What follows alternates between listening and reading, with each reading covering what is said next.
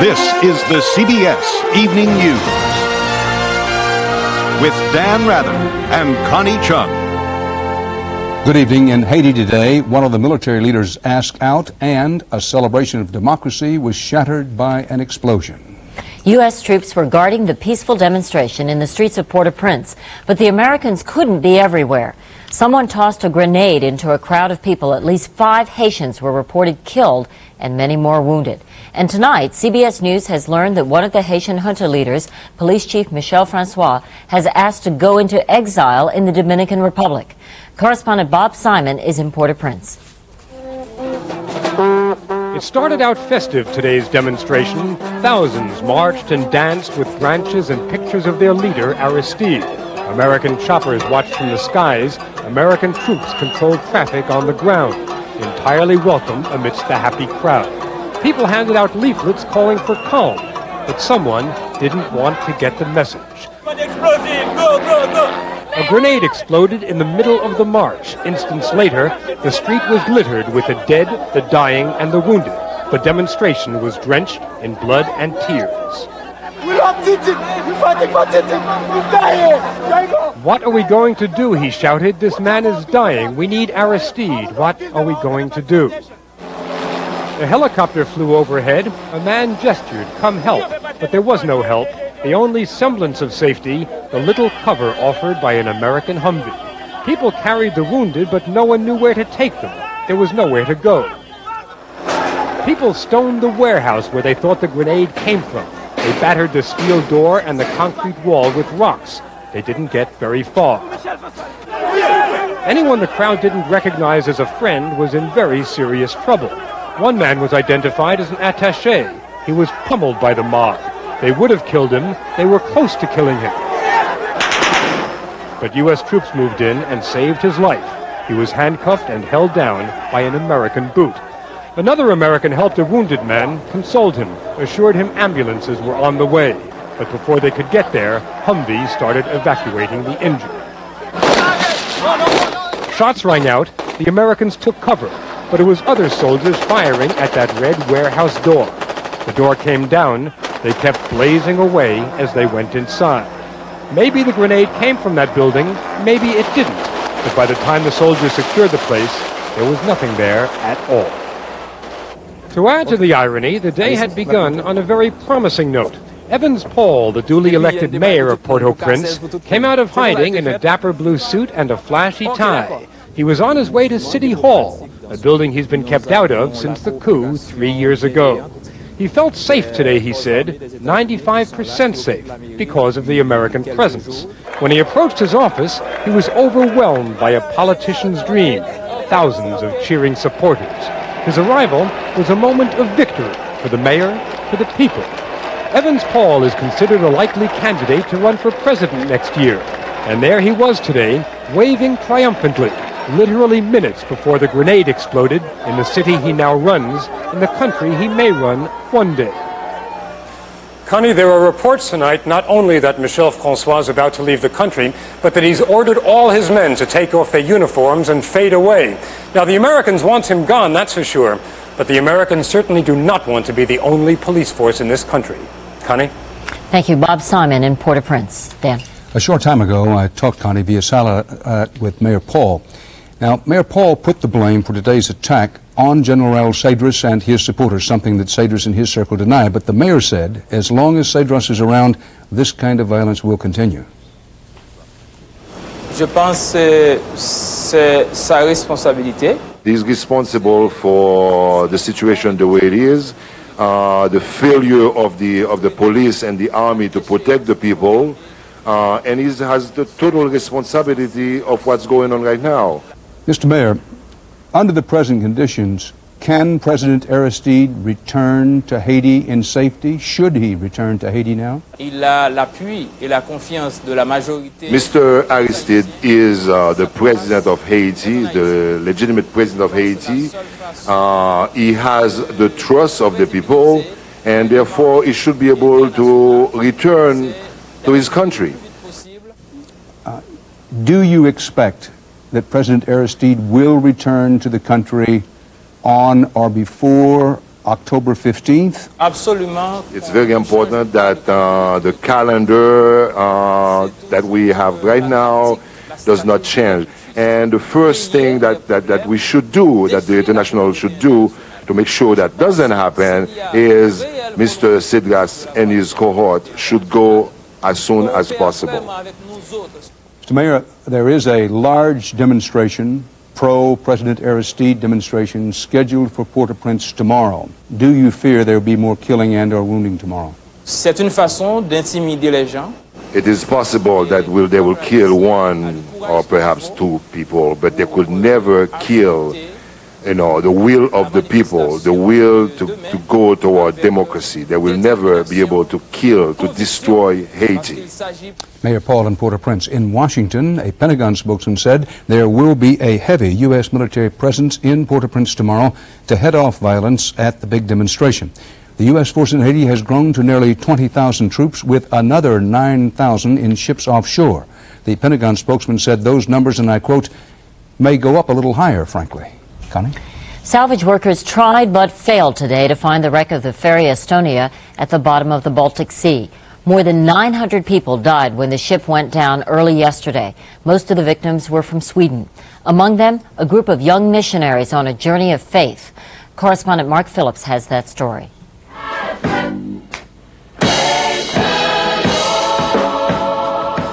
There were many tears shed for those lost in the sinking of the ferry Estonia, but here in the Pentecostal Bible School in Jönköping, Sweden, which lost 13 students and 2 teachers in the tragedy, there was singing.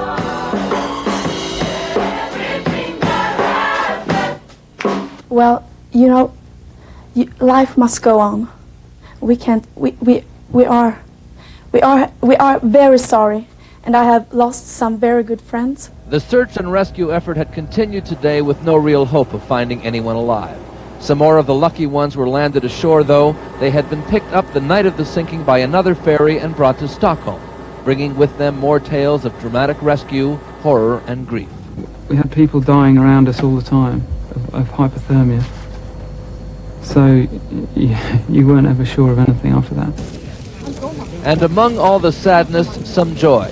An Estonian mother being reunited with the son she thought she'd lost. Back in Jönköping, the tributes were pouring in for the 13 Bible students who had gone to Estonia on an evangelical mission and never come home. They were 18 to 20 years old, and the church pastor is still trying to explain the loss. If it was hard yesterday, it's even harder today for many of them, because now they know that this is real. People around the Baltic and around the world may have been shocked at an accident so sudden and so tragic, and at a death toll so high. But here in the southern Swedish town of Jönköping, this was not some distant tragedy. This was their family and friends. And so the choir sang. Included among its voices, an American, an exchange student from Mississippi.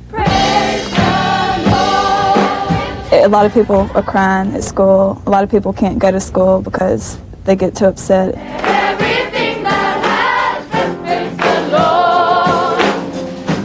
They sang and said if they weren't singing, they'd be crying too. Mark Phillips, CBS News, Jönköping, Sweden.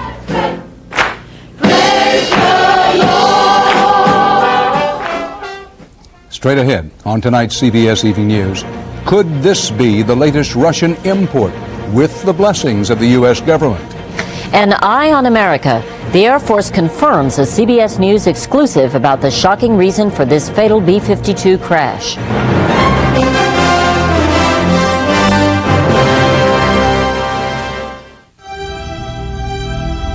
Auto Show concept cars.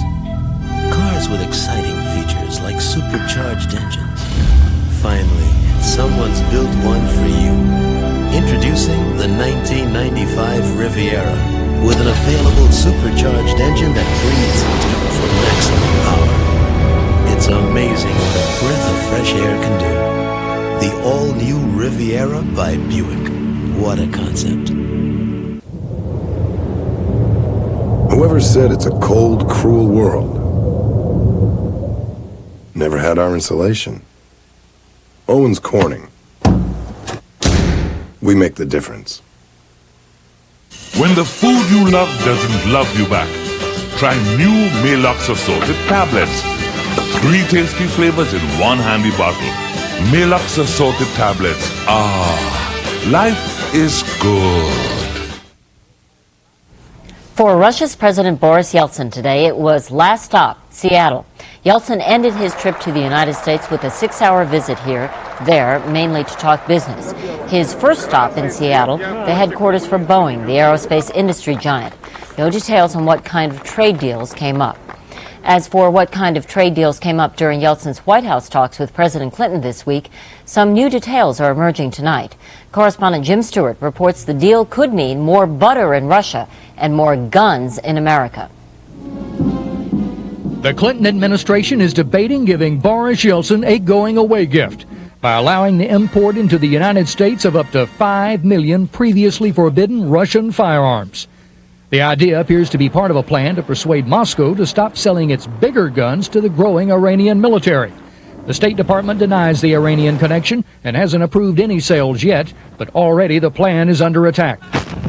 It's hard to believe that the State Department's even contemplating this. They say they want to reward the Russians for not selling weapons to our enemies, but you don't reward them by allowing them to sell weapons to our kids.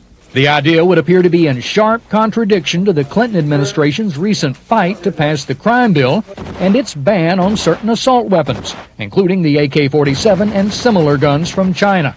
This is the AK. Can't sell that one anymore because it's from China. Right. But I can sell you this one. It's the Russian sniper rifle. If China can't bring the guns here, why would we even consider letting Russia bring the guns here? That doesn't make sense to me. Even die-hard gun lovers found little today to like about the idea. They're restricting our own U.S. manufacturers of firearms and hurting their business by bringing in these cheap things. So it's not quality workmanship. The State Department will have final say over the imports, but it's already run into stiff opposition from the Treasury Department, which maintains that with over 200 million firearms already in America, we don't need any more from Russia. Jim Stewart, CBS News, Washington. A mega media merger is a done deal. Shareholders of the Blockbuster video rental stores approved a merger today with Viacom, which owns, among other things, Paramount and MTV. On Wall Street, after 3 days of blue chip advances, the profit takers moved in and the Dow closed down more than 23 points.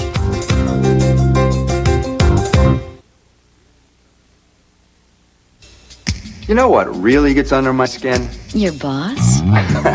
No, my athlete's foot. Say this is my foot. Athlete's foot doesn't just happen from between my toes. It grows down in here, just below the skin's surface. That's why I use Mycotin.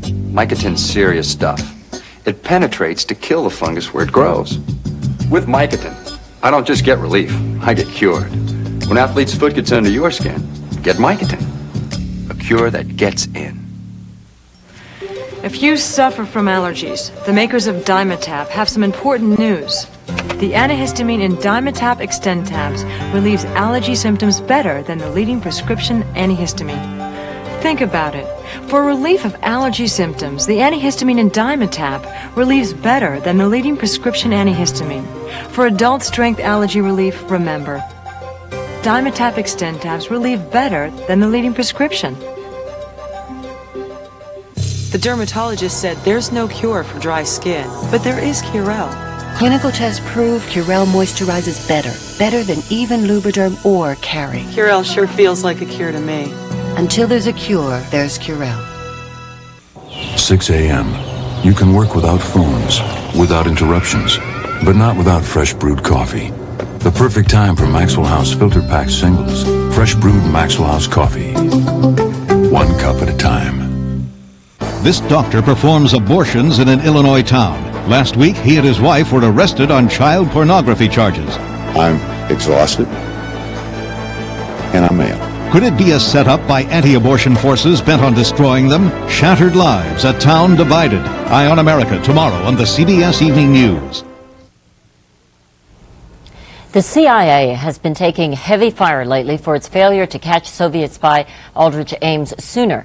But there's yet another controversy brewing inside the ranks of the CIA, namely charges of a glass ceiling to keep women out of the top CIA jobs. National security correspondent David Martin has the story. CIA officer Janine Bruckner was one of the first to blow the whistle on Aldrich Ames, not for being a spy, but for using an agency's safe house to rendezvous with his then-girlfriend, later wife, Rosario. Bruckner's warning, like so many other warnings about Ames, was ignored. But the old boy network that tolerated Ames apparently was not so kind to Janine Bruckner. And a woman who they just sought to tear apart. They persecuted her, in my opinion. Janine Bruckner was the first woman in the CIA ever to make station chief in Latin America. According to her fitness report, she inherited a managerial nightmare with the lowest possible morale and turned it around. But today her career is in ruins, and she's been ordered by the CIA not to say why. Can we talk to you about your suit? Bruckner is suing the CIA, claiming she was discriminated against after she reported her deputy for beating his wife. She claims the deputy and other employees she had disciplined retaliated, accusing her of being sexually provocative and drinking too much. It's obviously a case of revenge, and I don't believe any of it. Pedro San Juan worked with Bruckner at the UN. I would have to say I never saw her drink once, and I've met with her many times. And if they said to me, is he sexually promiscuous, I would laugh. This kind of conduct never would have happened to a male. A male never would have been investigated and faulted for wearing shorts in his own home. Janine Bruckner now sits at CIA headquarters with no assigned duties. According to her lawyer, she asked for an hour off today to go to the dentist and was told she needed a doctor's note. The CIA refuses all comment on Bruckner's case. David Martin, CBS News, Washington. Coming up next on the CBS Evening News, shifting from park to reverse, Disney backs out of plans for an American history theme park. There are good reasons why Ford Taurus is America's best-selling car. The 220 horsepower, no-compromise performance of Taurus SHO. The combination of outstanding design and extra room in Taurus wagon. And the latest addition to the Taurus family, the sporty new Taurus SE. Now there are even more reasons for you to make America's best-selling car your car. 2.9% financing, up to $750 cash back, or special lease terms. Now on Ford Taurus. The classic Airstream, around $5,000. The classic Bic, around 19 cents. What do they have in common? They're both worth every penny. Fibercon or Metamucil? Both give you the same predictable regularity, the same natural action of fiber. So what makes Fibercon different? With Fibercon, I get my fiber in 2 caplets. Fibercon, fiber regularity that's easier to take. Introducing the neatest new kitchen appliances, the Black & Decker Spacemaker Optima line. A coffee maker that's capable of intelligent thought, even at 7 a.m. A whole new kind of toaster that toasts even the thickest items, so you don't need a fork to dig them out. And a can opener that opens almost any size can, while you do something else. But best of all, they each fold, close, and tuck neatly away. So the Spacemaker Optima line looks as good as it works. What a neat idea. I remember the day I said goodbye to baseball. I promised myself minor arthritis pain wouldn't hold me back. And hey, I gotta use this shoulder. That's why I still want strong relief. So I use Ultra Strength Bengay. It has 3 pain relievers. They only have 1. And doctors recommend Bengay the most. I promised myself arthritis pain wouldn't hold me back. Bengay helps me keep that promise. Ultra Strength Bengay. Nothing stronger. Meet Ronald Biggs. He got away with the biggest train heist in history, all the way to Rio. So where's the dough? An all-new Eye to Eye tonight. Disney is used to stories with happy endings, but this time the company lost control of the script. Disney was forced today to abandon plans for an American history theme park near a Civil War battlefield in Virginia. Correspondent Bob Orr has our report. Opponents cheered as Walt Disney turned tail and retreated from plans to build a theme park near Manassas, Virginia. just miles from the site of two bloody Civil War battles. To have them back off and say that this is not the right place, I couldn't ask for more. Disney's withdrawal was abrupt and unexpected. And in addition, we're developing a thrill ride, which is a carnival of history. Disney's America was to be a $650 million extravaganza, promising attractions like a roller coaster ride through the Industrial Revolution. Politicians saw tax revenues and jobs. Historians saw sacrilege. This is not just the hallowed ground of the Civil War, it's the home ground of our founding fathers. Wounded by the controversy and worried about costly delays, Disney now is regrouping. We still remain committed to the concept, the history-themed park, and we're committed to doing it in Virginia. Disney's decision to find a new site still won't silence all of the critics. Many are strongly opposed to the concept of teaching history in a theme park, no matter where it's built. A theme park that has Mickey Mouse and Minnie sporting around, there's no harm in that. But when he starts having George Washington and Robert E. Lee and U.S. Grant sporting around, he's got a problem. Virginia Governor George Allen blames critics like Shelby Foote for Disney's about-face. We stand ready to assist them in whatever way might be appropriate. The fight here is over. The governor and Disney outgunned by a band of local citizens and national critics. But other battles are building, with Maryland and West Virginia expected to compete for Disney's theme park and the millions sure to follow. Bob Orr, CBS News, Manassas, Virginia. At least one of the lingering questions about Elvis Presley has been answered tonight. Officials in Tennessee say a review of medical records found no evidence that the coroner lied in concluding that Presley died of heart disease. Today's report did not address whether drug use contributed to Presley's death in 1977. Coming up next, Eye on America, the widow and children of a hero who tried to prevent a disaster.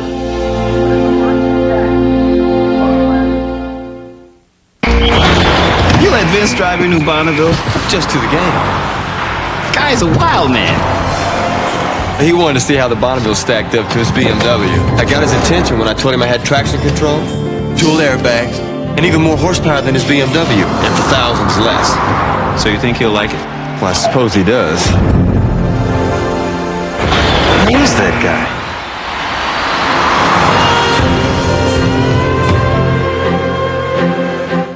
(1847), Werner Siemens opens his first factory and begins to manufacture the world's most advanced telegraph. That was then. This is now. Today, Siemens has 60 factories all across America, with over 15,000 manufacturing people turning out an astonishing variety of high-tech electronic and electrical products with quality American industry can count on. Siemens, precision thinking. The way I see it, the last thing people 50 and over should do is stay home sitting on their duffs. You gotta do things you've never done. You gotta go places you've never been. You gotta call 1-800-4CHOICE and reserve a room at any Quality, Comfort, Clarion, or Sleep Hotel, where people 50 and over who don't want to sit on their duffs can get a 30% discount. Oh, getting older is not for sissies. Whoever said, into each life some rain must fall, never lived under our shingles. Owens Corning. We make the difference. When the food you love doesn't love you back, try new Maalox assorted tablets. 3 tasty flavors in one handy bottle. Maalox assorted tablets. Ah, life is good. Back in June, a B-52 crashed in flames at Fairchild Air Force Base near Spokane, Washington. Today, the Air Force confirmed a story broken a month ago by CBS News correspondent Scott Pelley, that the crash was the result of the pilot doing unsafe stunts in violation of safety regulations. But the story does not end there. In tonight's Eye on America, correspondent Pelley has more about an out-of-control pilot and a hero co-pilot who tried to stop him. The disaster was horrifying. 4 senior officers killed as their B-52 bomber crashes at Fairchild Air Force Base near Spokane, Washington. Incredibly, it was no surprise. Top Air Force pilots had fought for years to prevent this accident, but were ignored by senior commanders. He continues his turn Today, the Air Force said the pilot caused the crash by performing forbidden aerobatic maneuvers in preparation for an air show. He was Lieutenant Colonel Arthur Holland, one of the most skilled flyers in the Air Force, but a man known to take terrible risks in a B-52. Often captured on home video, his flights pushed the bomber far beyond its limits. Too low, too steep. Junior officers complained repeatedly. But it was after this flight, when Holland cleared a ridge by 30 feet, that one officer decided he had to be stopped. Lieutenant Colonel Mark McGeehan, Air Force Academy graduate and squadron commander at Fairchild, demanded Holland be grounded. The crews were extremely worried. McGeehan's wife, Jody.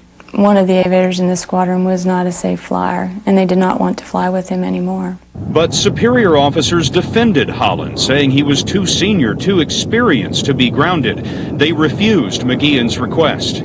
He more or less stood by the door and looked at his commander and said, "I just want to make sure that you completely understand me.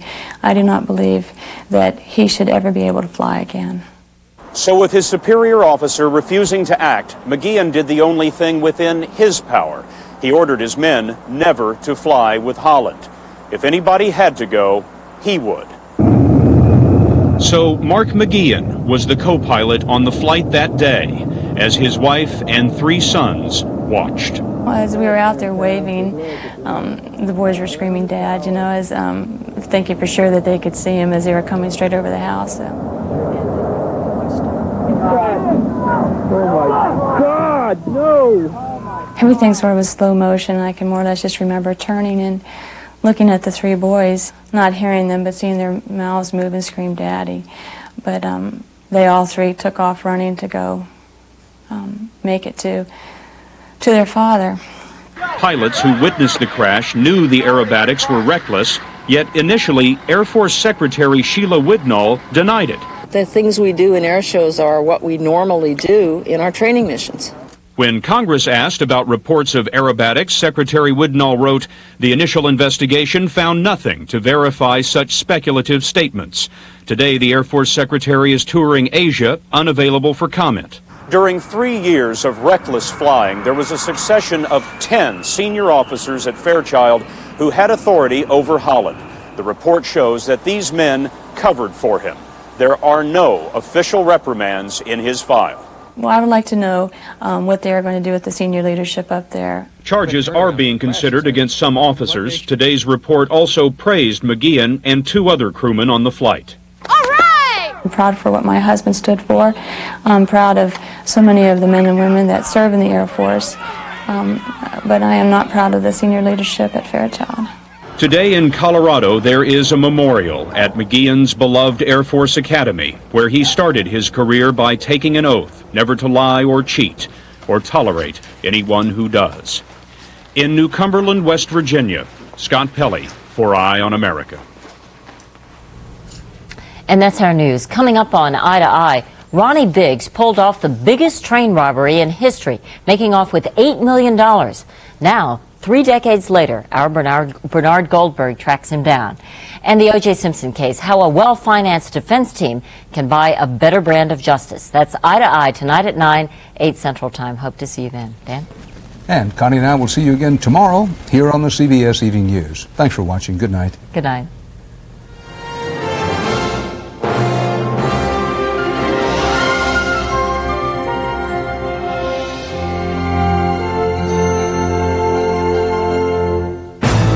Experience CBS News. This doctor who performs abortions was arrested on child pornography charges. Could it be a setup to destroy him? Eye on America tomorrow on the CBS Evening News. This is CBS.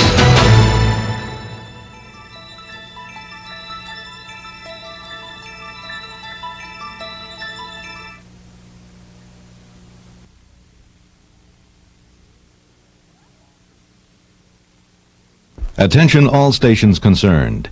There will be an update of the CBS Evening News.